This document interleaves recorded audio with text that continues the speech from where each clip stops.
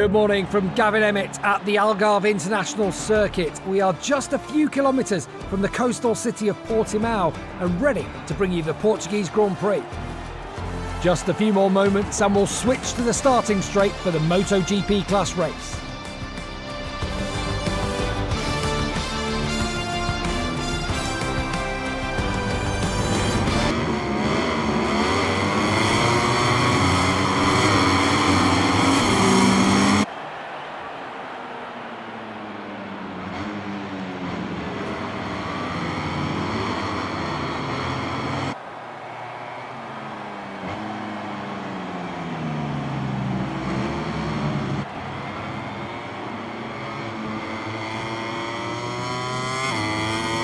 Lights are about to go out. BAGNAIA is starting from the front row thanks to that pole position from yesterday. All hell will break loose in a few moments. Waves at the back. We're all set to go here in Portugal in the full-length feature race. Marquez got away really well from pole position. BAGNAIA gets squeezed by both Martin and Marquez. He had to back out of it there, didn't he? And coming through, fast starting, is Miguel Oliveira. Oliveira briefly did his home Grand Prix. And then we've got an Aprilia around the outside of Maverick Vinales. He's off to a great start. He's trying to go wheel to wheel with BAGNAIA and Oliveira. Up to fourth now. I thought it was a touch off, didn't he? Once contact, Marquez was super aggressive on the inside of Oliveira and Martin into turn number 3. He picked up Oliveira. I'm not sure if Martin and Marquez did actually touch each other there going through that turn 3. Oliveira, though, is back at the front. The crowd are on their feet here in Portugal. You can barely hear yourself think because the Portuguese fans, they're already sensing maybe a historic victory here. History repeated itself for Fabio Quartararo. He had a shocking start yesterday. He's gone backwards again. He's back behind his teammate Quartararo outside of the points in 16. Well, he had a problem with the launch control yesterday, didn't he? As soon as he clicked second gear, the bike just did not drive forwards. Let's hope they rectified that, but Fabio Quartararo, as Lewis mentioned, had another absolute nightmare. Up at turn 10, this is where Oliveira's podium hopes in the sprint disappeared yesterday. Safely through this time around, and he leads his home Grand Prix on the number 88 bike on last year's Aprilia, a bike that Aleix Espargaro took the win in Argentina. Aprilia have just one win in their MotoGP history, but Oliveira making the early running here. Martin second, BAGNAIA really good after he got pinched off the line. He was squeezed in between both Marquez and Martin. He just had to momentarily roll off the throttle. But we're on board now with the world champion through this 5th gear. Turn number 15. Can he immediately find a way through on Jorge Martin? I think he has on the inside line.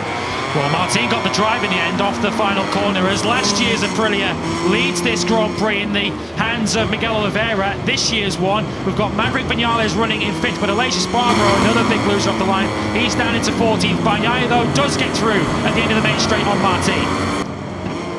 Miguel Oliveira's early advantage has quickly been closed back down again. The two Ducatis that enjoyed the best of the sprint yesterday, BAGNAIA and Martin quickly up behind him. Yeah, BAGNAIA's gone for it into the first gear, turn number 13. It was tight, but he made it move in there. That was nicely done by BAGNAIA. Now then, at the front of this Grand Prix already, coming to the conclusion of lap 2, BAGNAIA leads. That was the textbook overtake into turn 13 on Oliveira. What can Oliveira do in rapid response? They drop down then through turns 14 and 15. You're building up to about 240 kilometres an hour here over the crest. Then you'll just click 6th gear over the finish line up to around 350 k's. BAGNAIA, can Oliveira get through? It's such a tough task, isn't it, to try and drag by that factory Ducati. BAGNAIA so good on the brakes, he's got so much confidence and trust in that front end. No way back through. And BAGNAIA, a 1:39.459, sets this stall out. Oh, Marquez! He has absolutely slammed into Miguel Oliveira. Yellow flags right in sectors 1 and 2. There was initial contact, I think, a clip on Jorge Martin. And what a nightmare it's turned out to be for Miguel Oliveira. And he's hurt. That was a really big whack. He had a horrible high side, didn't he, Lewis, on Friday, which damaged his lower left limb, his lower left leg. That was all Marquez's crash. What happened here? Let's try and pick the bones out of this one. There is Marquez in 4th, coming through turn 2 now, in the braking zone. Oh, he just gets it all wrong, all wrong. He did clip Jorge Martin, as we first thought, and then as he clipped Martin, look at that, he just pitched him further forward, absolutely slams into the luckless Miguel Oliveira. Nothing that Oliveira could do about that, and that's ended Martin's hopes of a podium here today, surely. But the big victim of that mistake by Marquez was Oliveira. He's on the stretcher. He looked like he got a real nasty whack. The impact big on his lower right leg. He was already, as we said, nursing some nasty bruise on the left leg after a high side on Friday. Bagnaia is responding to the charge from Viñales as Posisi gets through on Jack Miller, then that's for third place. Bagnaia just responding to the charge from Viñales, a PB lap from Bagnaia, 1:39.302.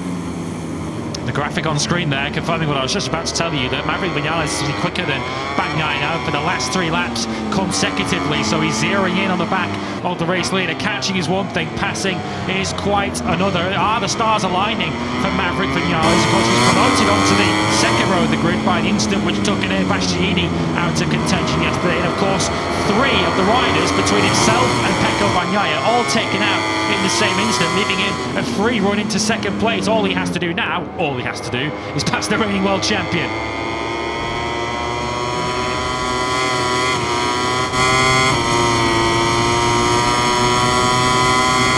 It's the turn 5. Miller runs out for the marbles. That's why Alex Marquez came on through. Just a little bit too hot there offline, wasn't he, Jack? He dared squeeze that front brake any harder, otherwise he's going to lock the front and go down there.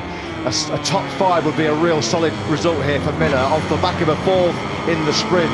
That will represent an excellent debut weekend for him in KTM colours. Now then, Viñales is just gobbling up the meters here, isn't he, on Pecco Bagnaia into turn number 3. Again, it's through those fast turns 1 and 2 where Viñales can pick up that speed. Pecco Bagnaia did say big improvements this year on the factory Ducati, which he requested from Bologna, a better edge grip and better corner speed. But it looks like at the moment they're still inferior to the Aprilia behind him. Bagnaia did respond on that last lap, as you say. He found his personal best lap of the Grand Prix at 1:39.142, but it was matched by Viñales. Reminder, the Aprilias out there, the 3 remaining Aprilias, are on the harder front tyre. Pecco Bagnaia has gone for the medium front tyre, so plenty of support, plenty of front-end confidence, no doubt, for Maverick Viñales, and he's just got to play a patient game here if he believes he's got the pace to stay with Bagnaia. A very different approach, of course, to this race than we saw in the sprint yesterday. Of course, in the sprint, over 12 laps, they could just go flat out from start to finish. In this one, Pecco Bagnaia has gone for the medium front tyre, so plenty of support, plenty of front-end confidence, no doubt, for Maverick Viñales, and he's just got to play a patient game here if he believes he's got the pace to stay with Bagnaia. A very different approach, of course, to this race than we saw in the sprint yesterday. Of course, in the sprint, over 12 laps, they could just go flat out from start to finish. In this one, a bit more of a game of cat and mouse. Viñales needs to make sure that he's got some grip left at the end of this Grand Prix to launch an attack on Bagnaia later on. We're back from Parc Fermé with the winner, who blessed us with a perfect race today. In addition to the victory, this young man scored some very important points for the world standings.